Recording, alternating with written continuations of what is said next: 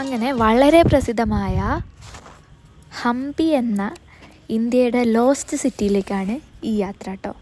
ഹൊസ്പേട്ട് ചെന്നിട്ട് ഒരു ബസ് പിടിച്ചാൽ അരമണിക്കൂർ കൊണ്ട് എത്തുന്ന സ്ഥലമാണ്. പക്ഷെ ഞങ്ങളങ്ങനെ ഹൊസ്പേട്ട് ബസ് സ്റ്റാൻഡിൽ നിൽക്കുന്ന സമയത്ത് ഒരു ഓട്ടോ ചേട്ടൻ വന്നിട്ട് പറഞ്ഞ് ഒരു 200 രൂപ കൊടുക്കുകയാണെങ്കിൽ ആൾ നമ്മളെ എവിടെ എത്തിച്ചേരും, ഹംപിയിലെ ഫസ്റ്റ് സ്പോട്ടിൽ എത്തിച്ചേരും. ഏത് സ്പോട്ടിലാണ് പോകേണ്ടതെന്ന് വെച്ചാൽ അപ്പം ഞങ്ങൾ റീലൊക്കെ നോക്കി കണ്ടുവച്ച സ്ഥലമായിരുന്നു വിരൂപാക്ഷ ടെമ്പിൾ.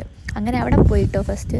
അത് കഴിഞ്ഞിട്ട് നമ്മൾ ഒരു എന്തായിരുന്നു ആളുടെ പേര്, നരസിംഹമൂർത്തിയുടെ ഒരു അമ്പലം, അവിടെ പോയി.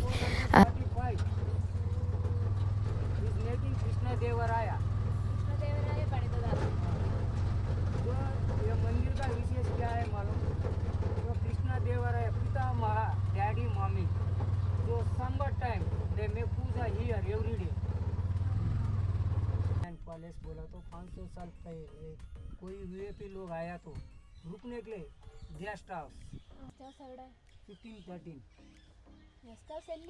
ಇದೆ ಇದ್ರ ಮೇಲೆ ಬರೆ ಕಟ್ಟಿಗೆ ಸ್ಯಾಂಡಲ್ವುಡ್ ಮೊಹಮ್ಮದ್ ಗಜನಿ ಪೂರಾ ಜಲಾ ದಿಯಾ because 3 months here every day fighting for Mohammad Ghazni and Krishna Devaraya.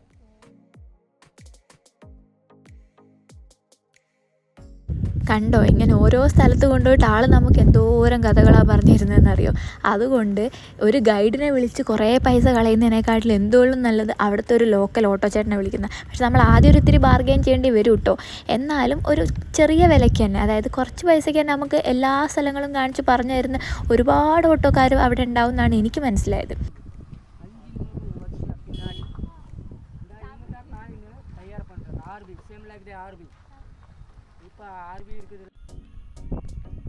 സംഭവം ഇത് മുഴുവൻ വിജയനഗര സാമ്രാജ്യമാണ്.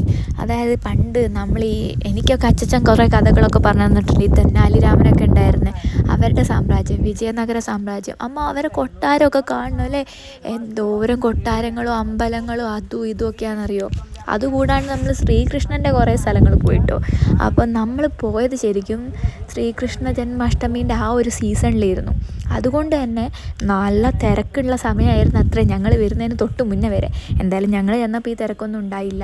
ഒരുപാട് സ്ഥലങ്ങൾ അയാൾ കുറച്ച് സമയം കൊണ്ട് കാണിച്ചു തന്നിട്ട് ഓരോ സ്ഥലത്തിനും നല്ല ഭംഗിയുണ്ട്. ഞാനിങ്ങനെ വിചാരിക്കും, എൻ്റെ ദൈവമേ, ആ കാലത്ത്, അതായത് എത്രാമത്തെ സെഞ്ചുറിയാണെന്നറിയോ, ഒരുപാട് വർഷം മുന്നേ, 500 വർഷം മുന്നേ പണിത അമ്പലങ്ങളൊക്കെ കാണണം. എൻ്റെ അമ്മ, ഇവരിതെങ്ങനെ പണിതുണ്ടാക്കിയെന്ന്. ഇതിപ്പോൾ ഞാൻ എല്ലായിടത്തും ചെല്ലുമ്പോഴും എനിക്ക് ഫീൽ ചെയ്യുന്നതാണ്. പക്ഷേ ഇവിടെ ചെന്നപ്പോഴും ഞാൻ ഇങ്ങനെ വിചാരിച്ചു, എൻ്റെ അമ്മോ, എങ്ങനെയാണോ ഇങ്ങനത്തെ കൊത്തുപണികളൊക്കെ അന്നത്തെ മനുഷ്യന്മാർ ചെയ്ത്. ഇന്നാണെങ്കിൽ ടെക്നോളജി അത്രയും വളർന്ന്, അതുകൊണ്ട് അങ്ങനെ ഇങ്ങനെയൊക്കെ ചെയ്യാൻ പറ്റുന്നു.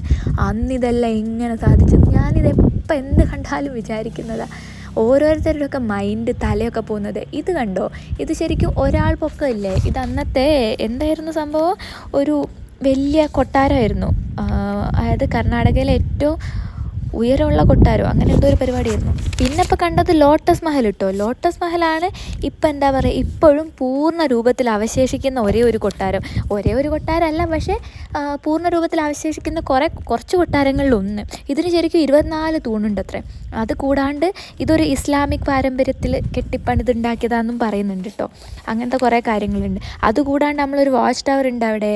ഈ വാച്ച് ടവറൊക്കെ ശരിക്കും അന്നത്തെ ഇന്തോനേഷ്യൻ ആർക്കിടെക്ചർ ആ ഒരു രീതിയിൽ സെറ്റാക്കിയതാണെന്നൊക്കെ പറഞ്ഞു കേട്ട്. ഇതൊക്കെ എനിക്ക് ഓരോരുത്തർ പറഞ്ഞു തന്ന അറിവുകളും കാര്യങ്ങളൊക്കെ ആട്ടോ. പിന്നെ അതുപോലെ തന്നെ ഇവിടെ ഇപ്പം കണ്ടില്ലേ, ആ സ്ഥലം ശരിക്കും 43 കെട്ടിടങ്ങളാണ് പോലും അവിടെ ഉണ്ടായിരുന്നത്. അത് ഫുള്ളും ഓരോ കഥകളാണെന്ന് പറയുന്നേക്കാം. ഓരോന്നിനും ഓരോരോ സ്റ്റോറി ഉണ്ടാവുമല്ലോ. നമുക്ക് എത്രങ്ങാനും അറിയാൻ മതിയില്ലേ, വളരെ കുറച്ച് അറിയുള്ളൂ. അതിനേക്കാട്ടിലും എത്രയോ സ്റ്റോറീസ് ഉണ്ടാവാൻ മതി ശരിക്കും. എന്താണേലും അയ്യോ, ഇത് ഭയങ്കര ഒരു അനുഭവമായിരുന്നു കേട്ടോ. പിന്നെ ഞാൻ പറഞ്ഞില്ലേ, ശ്രീകൃഷ്ണൻ്റെ കുറച്ച് സ്ഥലങ്ങളും കാര്യങ്ങളൊക്കെ പോയിന്ന്. വിത്തല ടെമ്പിൾ കോംപ്ലക്സ് അതായിരുന്നു അവിടെ. ഈ വിത്തല ടെമ്പിൾ കോംപ്ലക്സിൽ ചെന്നപ്പം അവിടെ ശരിക്കും സംഗീത മണ്ഡപമൊക്കെ ഉണ്ടായിരുന്നു. കൊത്തുപണികളാണ് എല്ലായിടത്തും. പക്ഷേ എല്ലാ കൊത്തുപണികൾക്കും ഓരോ പ്രത്യേകതകളുണ്ട്. ചിലയിടത്ത് ചെല്ലുമ്പോൾ കൊത്തുപണികൾ കുറവാണെന്ന് തോന്നും, ചിലത്ത് ചെല്ലുമ്പോൾ അയ്യോ എന്തോരം കൊത്തുപണികളാണെന്ന് തോന്നും.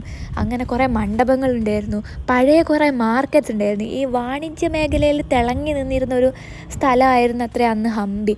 അതായത് ഇപ്പോൾ ചൈനയിൽ നിന്നൊക്കെ അന്ന് കുറേ വ്യാപാരങ്ങളും കാര്യങ്ങളൊക്കെ നടന്നിട്ടുണ്ടായിരുന്നു എന്ന് പറയപ്പെടുന്നത് നല്ല ഇതൊക്കെ ചരിത്രമാണല്ലോ, എന്തെങ്കിലും രേഖകളും കാര്യങ്ങളും ഇല്ലാതെ ഇങ്ങനെയൊന്നും പറയില്ലല്ലോ. പിന്നെ ഇവിടെ ഹിന്ദു ക്ഷേത്രങ്ങൾ മാത്രമല്ല കേട്ടോ, ജൈന ക്ഷേത്രങ്ങളും ഉണ്ട്. ജൈന ക്ഷേത്രങ്ങളുണ്ട്. ഇത് കണ്ടോ 50 രൂപേൻ്റെ നോട്ട്, അതിലുള്ള അതേ സ്ഥലം കേട്ടോ ഞാനിപ്പോൾ കാണിച്ചത്. 50 രൂപേൻ്റെ നോട്ടിലുള്ള അതേ സംഭവം അതേപോലെ കാണിച്ചതാണ് ഇപ്പം നിങ്ങൾ കണ്ടത്. ഈ അമ്പലത്തിൻ്റെ എക്സിറ്റ് ഇറങ്ങി ഇങ്ങോട്ട് പുറത്തോട്ട് ഇറങ്ങിക്കഴിഞ്ഞാലും കുറേ ബിൽഡിങ്സ് ആട്ടോ. കുറേ ബിൽഡിങ്സ് എന്ന് പറഞ്ഞാൽ കുറേ ബിൽഡിങ്സ്. ഇതാണ് അമ്പലത്തിൻ്റെ എക്സിറ്റ്. എൻട്രൻസിലൂടെ കയറി ഇതിലേ ഇറങ്ങുന്നതിൻ്റെ ഇടയിലാണ് 50 രൂപ നോട്ടടക്കമുള്ള പല സംഭവങ്ങളുള്ള പല സ്ഥലങ്ങളുണ്ട്. ഇങ്ങോട്ട് വന്നപ്പോൾ ഞാൻ പറഞ്ഞു പണ്ടുള്ള ആൾക്കാരെ തൂക്കിക്കൊല്ലാൻ വെച്ചിരുന്ന സ്ഥലമായതെന്നൊക്കെ. സത്യത്തിൽ എന്താ ഇതിൻ്റെ കഥ എന്ന് എനിക്കറിയില്ല. ഓട്ടോ ചേട്ടൻ അങ്ങ് ദൂരെ വണ്ടി നിർത്തിയിട്ടിരിക്കുക. ഞങ്ങൾ മാത്രമാണ് ഇങ്ങോട്ട് നടന്ന് കയറി വന്നത്. പിന്നെ ഇവിടുന്ന് അങ്ങോട്ടും നടന്ന് ഇങ്ങോട്ടും നടക്കാൻ ശരിക്കും നല്ല ബുദ്ധിമുട്ടാണ്. എന്നാൽ പോലും ഞങ്ങൾ അങ്ങോട്ടും നടന്ന് ഇങ്ങോട്ടും നടന്ന്. ഇതിവിടെ ടിക്കറ്റ് എടുത്തു കഴിഞ്ഞാൽ വണ്ടിയിൽ താഴെ പോയി ഇറങ്ങാം. അതിന് വേണ്ടി ടിക്കറ്റ് എടുക്കാൻ ക്യൂ നിന്നപ്പം ഭയങ്കര നീളം ക്യൂ. അതുകൊണ്ടാണ് പിന്നെ തിരിച്ചങ്ങോട്ട് നടക്കാമെന്ന് വെച്ചത്. ഇന്നെന്തായാലും യാത്രയൊക്കെ കഴിഞ്ഞ് വീട്ടിലെത്തി കഴിയുമ്പോൾ, വീട്ടിലല്ല കേട്ടോ ഹോസ്റ്റലിലെത്തി കഴിയുമ്പോൾ ഒരു പരുവാവുന്നുള്ളൊരു ധാരണ ഉണ്ടായിരുന്നു. അപ്പോൾ അത്രയേ ഉള്ളൂ, ബസ്സിൽ കയറി പുറപ്പെട്ടു. വീണ്ടും കാണുന്നവരെ ബൈ.